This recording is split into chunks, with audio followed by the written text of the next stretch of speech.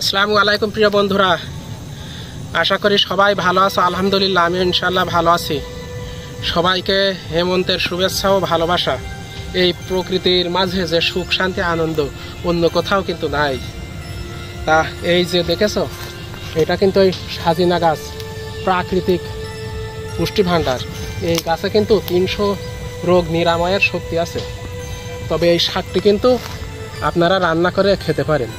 প্রতিদিন যদি একবার করে খান তাহলে কিন্তু পেটের অ্যাসিডিটি, গ্যাস হওয়া বন্ধ হয়ে যাবে। আর যাদের ওই ডায়াবেটিসের সমস্যা, ডায়াবেটিস নিয়ন্ত্রণে থাকবে।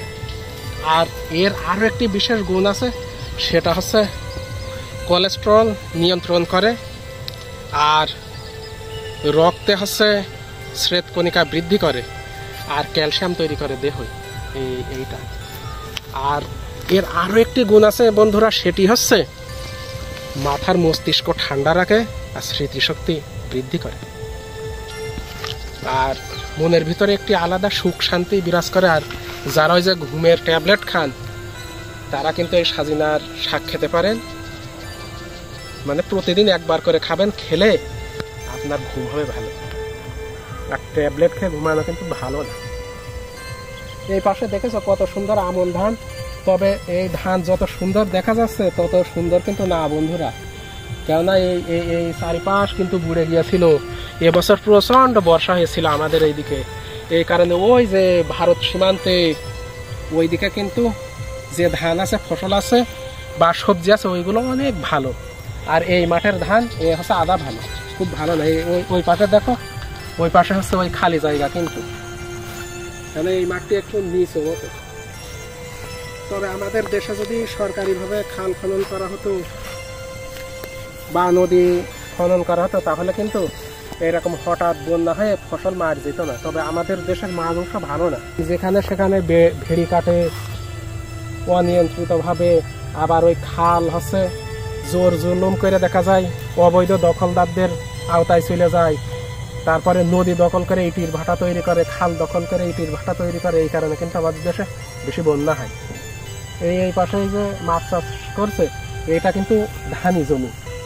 আর আমরা আগে যখন ছোট ছিলাম তখন এসব হচ্ছে ডিল ধান হতো, আমন ধান হতো। তবে এখন এই আমন ধানের প্রচলন কমে গিয়েছে, কেন আমন ধান করে লাভ হয় না। ওই ধানটা তো বর্ষা মৌসুমের ধান, এরকম মানুষ ছাড়া উঁচু হয়।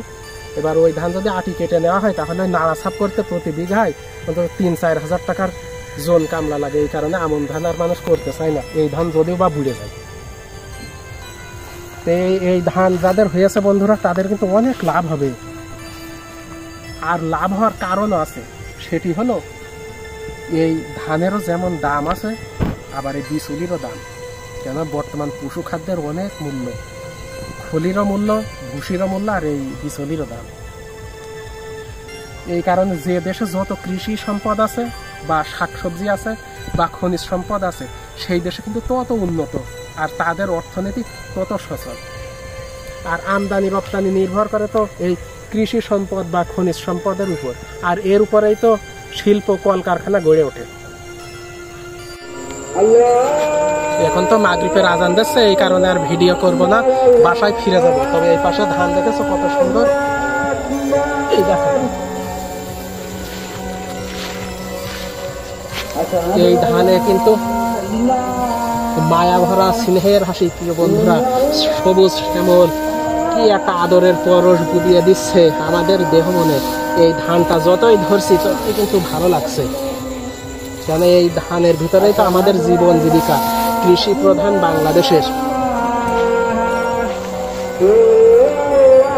সবাই ভালো থাকেন। আজকের মতো এখানে ভিডিও শেষ করছি। আল্লাহ হাফেজ।